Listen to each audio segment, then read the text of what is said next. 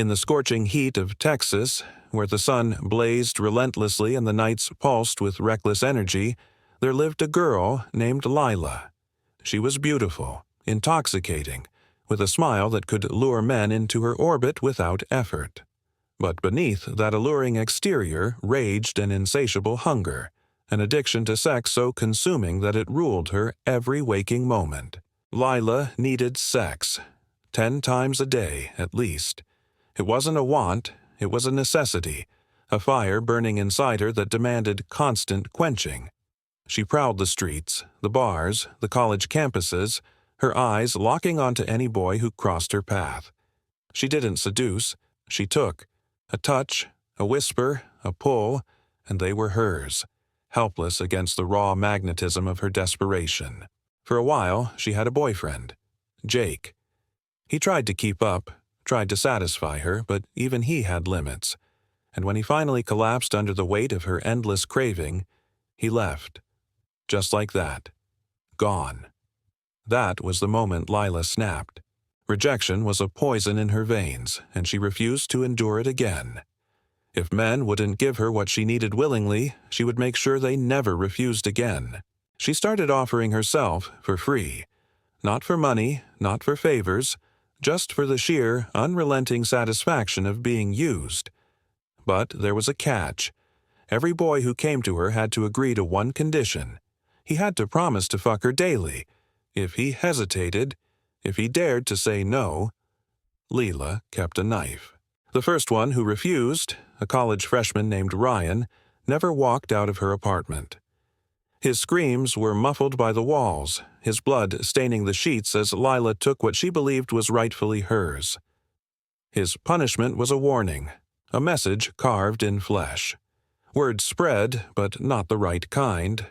Boys still came, drawn by curiosity or the dangerous thrill of her reputation. Some agreed, terrified into submission. Others, foolishly brave, thought they could resist. They learned the hard way. The bodies piled up, hidden in dumpsters, buried in shallow graves, discarded like trash. Lila's hunger only grew, her madness deepening with each act of violence. She wasn't just a woman anymore. She was a predator, a nightmare wrapped in soft skin and hungry eyes. But monsters don't stay hidden forever. A missing persons report, a suspicious neighbor, a trail of blood leading right to her door. The police came in the dead of night, battering down the door of her rundown apartment. Inside, they found her, naked, covered in blood, her eyes wild with fury and need. She fought, screaming, clawing like a feral animal, but the cuffs closed around her wrists. In 2023, Lila was arrested. The trial was swift, the evidence undeniable. The girl who had once been beautiful, who had once been desired, was now a cautionary tale, a warning of what happens when hunger consumes the soul. And as the prison doors slammed shut behind her, one thing was certain: the world was safer. But the legend of Lila, the girl who couldn't stop, would haunt Texas forever.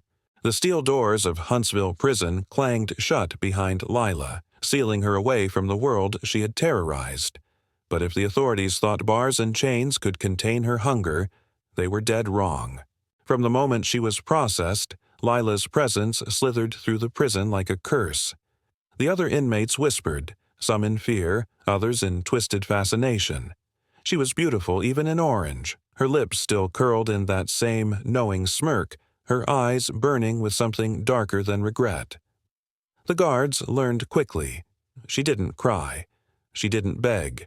She watched, and when she locked eyes with a man, whether inmate or officer, she licked her lips slow, deliberate, as if imagining exactly how he'd scream.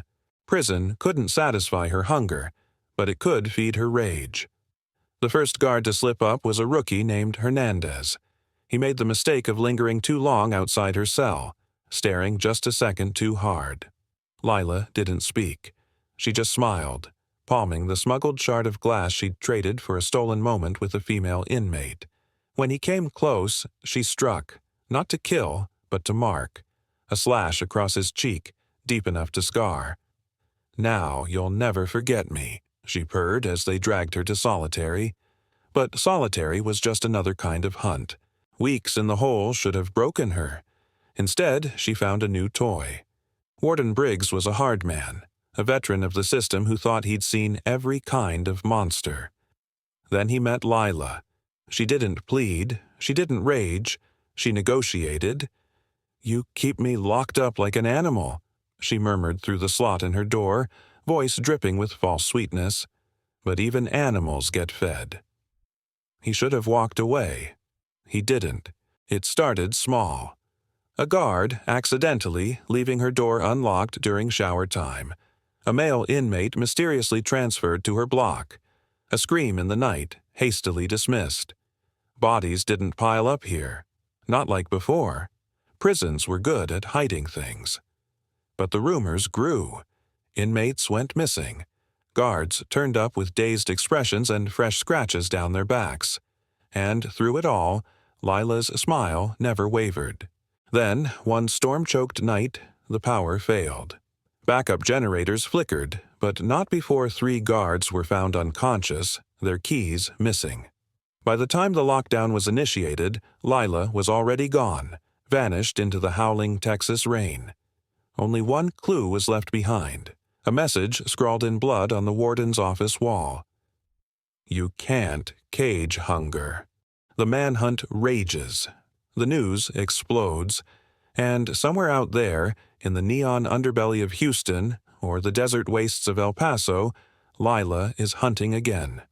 Her appetite is sharper now, her rage untamed, and the boys who once feared her? Now everyone should, because Lila doesn't just want sex anymore. She wants revenge. Want more. The story isn't over. The next chapter is bloodier, and she's